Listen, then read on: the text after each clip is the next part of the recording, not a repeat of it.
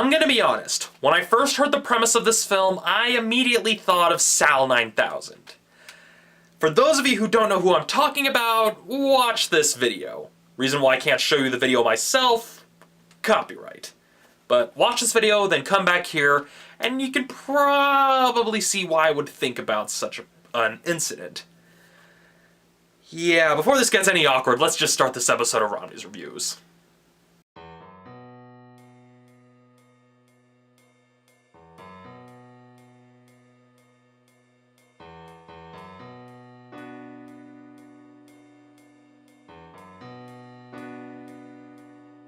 Potentially disturbing premise aside, I have to say, this is probably some of the most realistic dialogue I've heard in a film in quite some time. I mean, compared to some of the other romance films, this was definitely genuine. It felt real.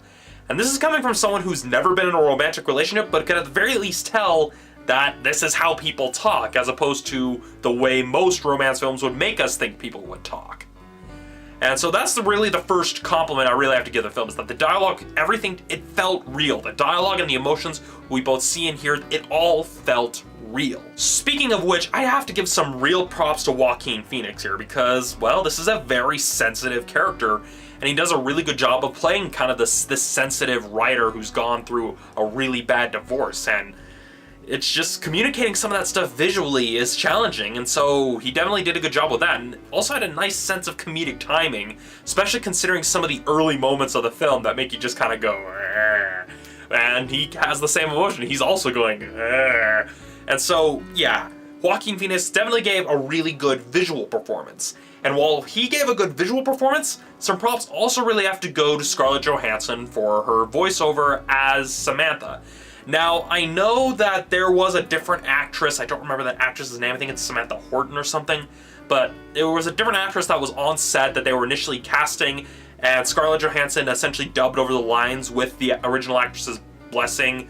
I don't know the details regarding that, but even working off pre-recorded dialogue when you don't actually have the person there is a challenge in of itself, and she manages to do a good job of communicating like emotion stuff through speech patterns and a lot of subtle stuff with how people talk that we never really notice in real life, and that's definitely a skill. And so she did a really good job giving a nice voiceover, like a nice sound performance as Samantha, because when you're voice acting and you don't have a character that's showing the emotions for you, that's an extra layer of challenge right there. And so basically our two main leads did a really good job with this film. The only thing I can really knock the film on is the ending. And without giving too much away, it's one of those endings that leaves more questions than it does answers. And I guess not having it answered makes sense because the main characters themselves never really learn why or what happened at the ending. But in my opinion, it could have been handled a little bit better, or at least could have given a little bit more of a satisfying explanation.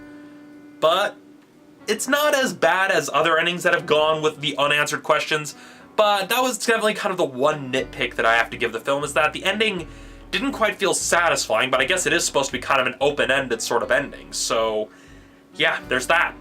Other than that, this was an incredible film. We take this nice emotional journey with our two main characters as we see a very realistic and well-developed relationship grow. This is probably the most realistic on-screen romantic relationship I have ever seen in a film. And by that I mean the most realistic adult relationship, because when it comes to how other people write romance based on what I've seen, they tend to kind of look at it the way a teenager usually looks at it, even when the characters are supposed to be in their 30s. And everyone gets caught up in kind of the lust aspect of it, but they never really go beyond what a lot of people call the honeymoon phase, and really, that's what this film did really well. It's a very well done piece of romantic writing.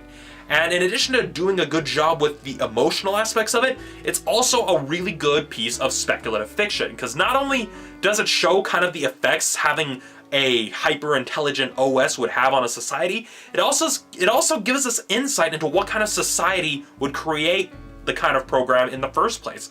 And so there's even some like nice subtle details that Spike Jonze added in this film that really communicates that this is kind of the near future, this is how this sort of thing might come about. I mean, those of you who've seen the film may not have noticed it, but if you notice on like the signs and stuff, you'll notice that it's in Chinese. And it's not because, oh, they're shooting in Shanghai to get the film released. this kind of ties in more of speculation. I don't want to go into too much detail because then this video would become long. A point being, this film is good as an emotional story, and it's also a good piece of speculative fiction. And if emotional speculative fiction isn't a thing, it should be, and this film is a prime example of it. All of that said, I give Her a 4.5 out of 5. So that's it for this episode of Romney's Reviews. Tune in tomorrow for my review of The Legend of Hercules. See ya then.